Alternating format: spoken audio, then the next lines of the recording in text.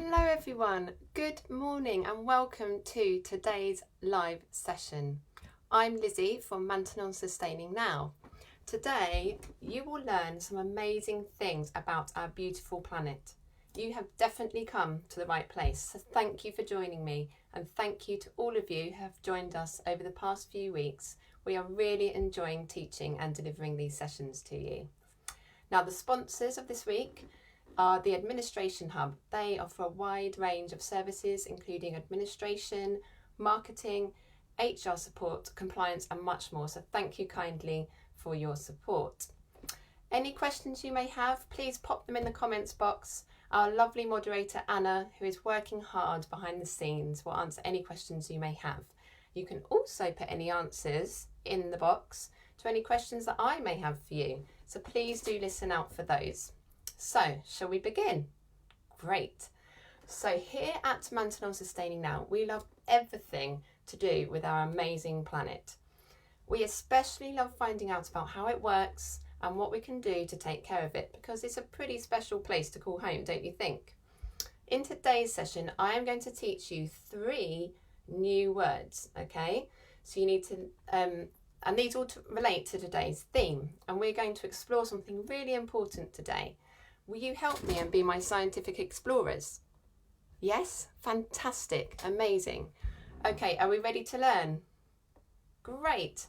Okay, I'm going to start the session with a riddle. So, here we go. So, I am going to describe something and 4 options are going to come up on your screen. You can see that now, I hope. So you need to guess which is the right answer from my riddle description. Okay, so you can let me know your answer in the comments. Okay, so the environment I live in is in the North Pole and it's very cold. And I tend to keep warm wearing thick material or fur.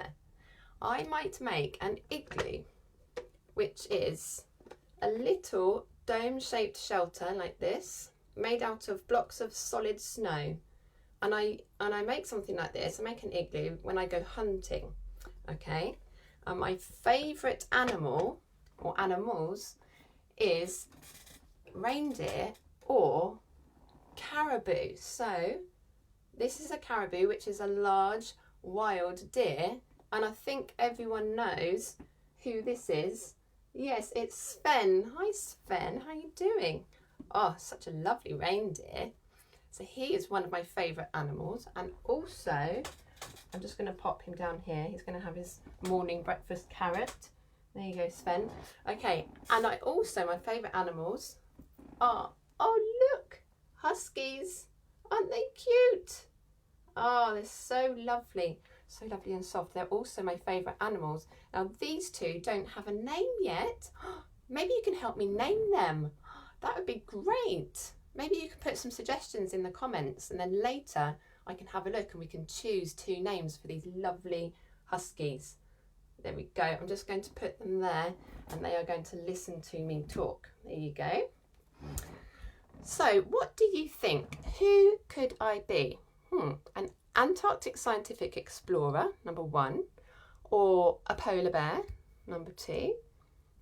Or could I be an indigenous person from the Arctic? Maybe. What about number 4? Father Christmas. Could be Father Christmas. What do you think? Have you guessed yet? I'll check your answers in a bit. So I'm going to tell you the answer now so you can keep commenting if you like. I'll tell you the answer. You ready? Drum roll. I was an indigenous person from the Arctic. So explorers, let's find out about these amazing people that live in the Arctic. And I'm going to start by introducing my first new word, okay? My first new word, which is indigenous. Can you see the word there in the top left corner? Indigenous. Does anybody know what that means? If you do, that's great. But for those of you who aren't sure, it means someone who originates naturally from a particular place. Indigenous people usually have their own language, culture and traditions, and they have a special relationship with their traditional land. So they have lots of knowledge on the area and how to look after Earth's natural resources. Did you know Indigenous people account for 6.2% of the world's population? We are going to focus on those living in the Arctic today. But before we find out where the Arctic is, let's check the comments to see if you got the riddle right. So, oh yeah, yes, a lot of you are saying 3. I've got some very clever people here today. Well done, everyone. That's fantastic. So let's go back to the Arctic and let's find out where it is. So here we go. Now, this is the view of Earth as if you are looking straight down on the top of our planet. I really like this perspective. It's not often that we view our planet from this angle. So here we are looking at the Arctic Circle. Now you can see that the Arctic Ocean is in the middle, and this is the smallest ocean in the world. Most of the Arctic Ocean is covered by sea ice throughout the year.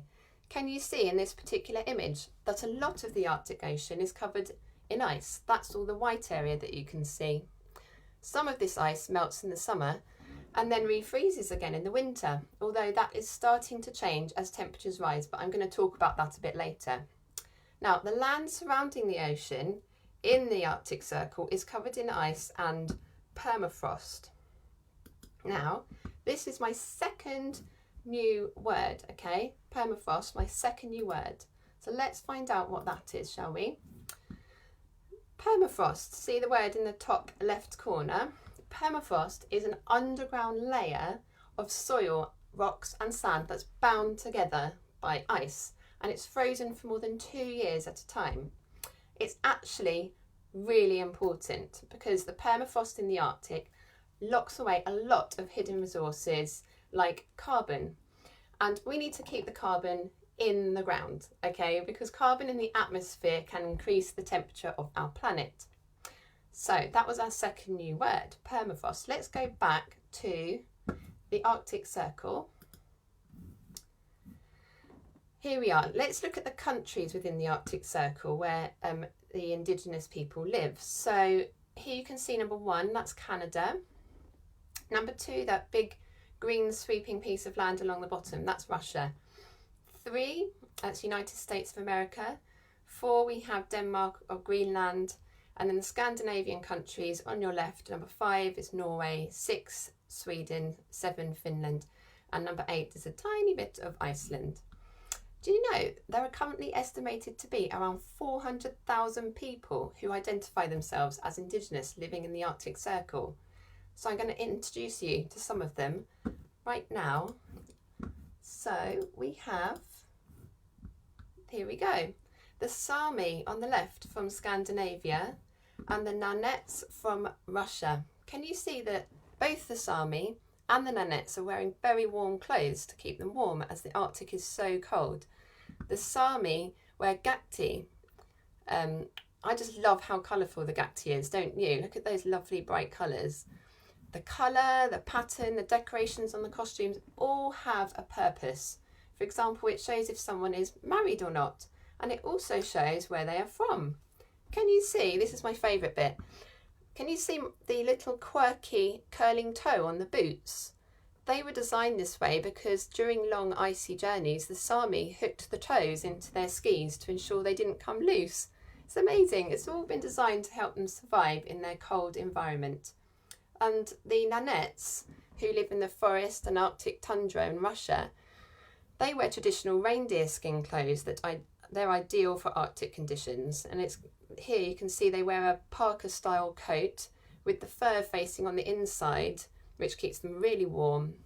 And then they've got mittens attached there, and then the trim on their coats is Arctic fox fur, which that must keep them really warm, don't you think?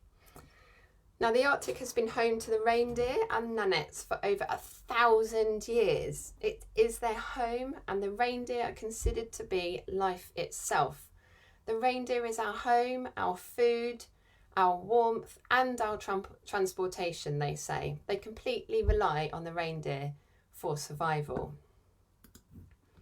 So another example of Indigenous people are the Inuits from Alaska and Canada. Did you know Inuits can build an igloo in less than an hour? I mean, that's incredible. I don't think I can even build a snowman in that time. How about you? Absolutely brilliant. It's so amazing to learn about these fantastic Indigenous cultures and their lives and how they bond with nature and our environments. They are all so different, different in what they look like, different in where they're from, different in what they believe, their cultures and traditions, but they are all so beautiful and they all have a common love for our planet and deep knowledge and personal connection to the natural world. We need to understand why these regions that Indigenous people live in are so important and why we need to help protect them. And this is because of biodiversity. This is my third new word, biodiversity. So let's go see what this is about. Here we go, biodiversity in the top left corner there. Now, biodiversity is all the different kinds of life you'll find in one area. The variety of animals, plants, fungi and even microorganisms like bacteria that make up our natural world and are entwined together like an intricate web to maintain balance and support life.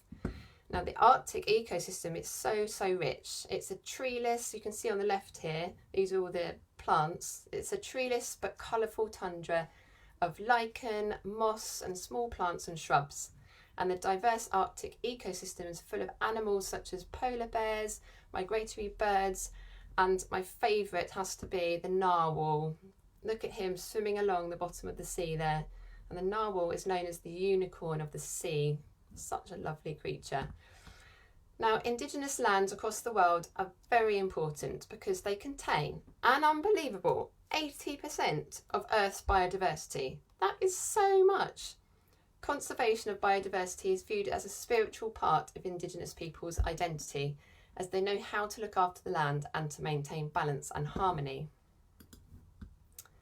Now, the Arctic is an area that stores a lot of hidden, rich natural resources, especially oil and gas. As a result, large international corporations want to take the natural resources from the Arctic and exploit the area.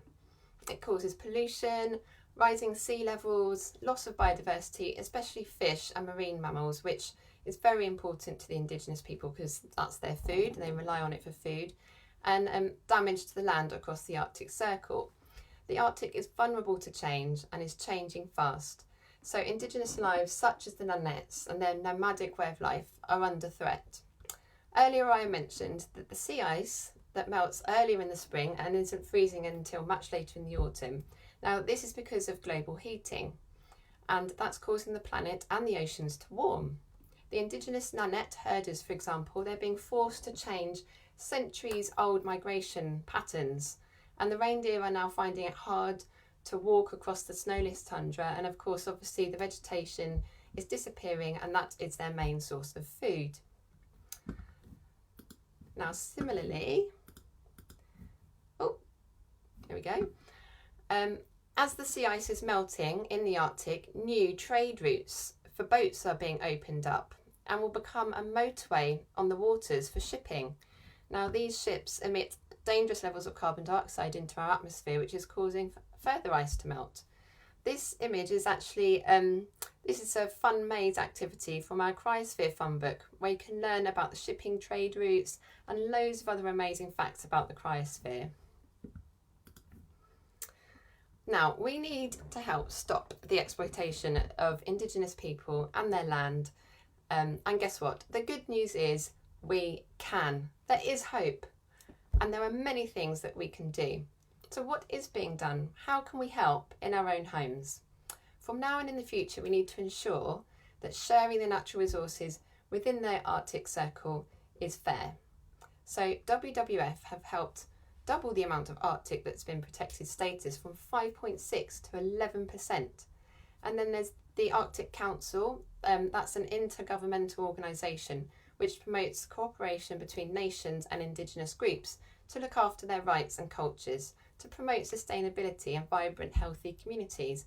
And that's really important, isn't it? That is at the heart of the Council's effort to maintain peace and stability in the region.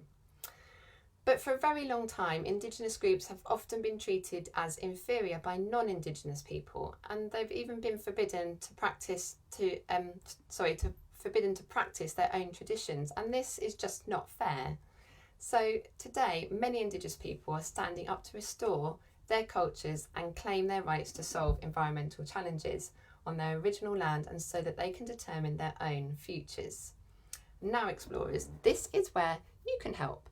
You can help strengthen their voice, and it all starts at home and in our own communities, so that we can all sustain life on planet Earth in balance and with each other and with nature. Maybe you can write some ideas in the comments on how you're going to help. I'd love to see what ideas you have. Or we can also go one step further and write to those in government. So that's our local MPs and our Prime Minister Boris Johnson. Those in power need to know how important it is that everyone, including Indigenous people, are protected and treated equally. Sorry. There we go. This leads me to tell you about our fantastic free resources we have available. This is actually a template letter in one of our fun books that you can see. So you can download it and use it to write to your MP or to Boris Johnson. And this is our fun book, one of our fun books from our website, which you can download for free. They are packed full of games, activities and science. We have mazes, a design your own Arctic costume competition for all you budding designers out there, and so much more. It really is a fun, engaging, colourful and unique resource. So yes, please download that. Please have a go, and we would absolutely love to see any letters that you write, experiments you do at home, or your design costumes. Please tag us in your photos or email them to us at contact@maintenance.org.uk. And please don't forget, if you love this session, please don't forget to follow and like us on our social media pages, where you can find the latest up-to-date news on everything we are doing and getting up to. And remember, let's recap our 3 new words of the day. Can you remember? Number 1 was Indigenous. Number 2 was permafrost, and number 3 was biodiversity. So you can go and chat to your family and friends about those 3 new words that you've learnt today. You have been such fantastic explorers. Well done, everyone, and thank you. Thank you again to our sponsor for the Administration Hub for sponsoring this session, to Anna for the communication with you guys behind the scenes, and thank you to all of you for joining us today. I really hope you had fun, and we look forward to seeing you again, this time next Tuesday. Oh, hang on a minute, I forgot about my huskies. Can't forget about my husky friends. They still haven't got their name, have they? Shall we have a look? Did anyone come up with some lovely names? Did we have some names? I'm going to scroll back up. Michael and Sophie? I'm working out if these are actually people's names or if they are names for the huskies. I'm going to go with Michael and Sophie. Oh, Snowy. There's a Michael and a Sophie.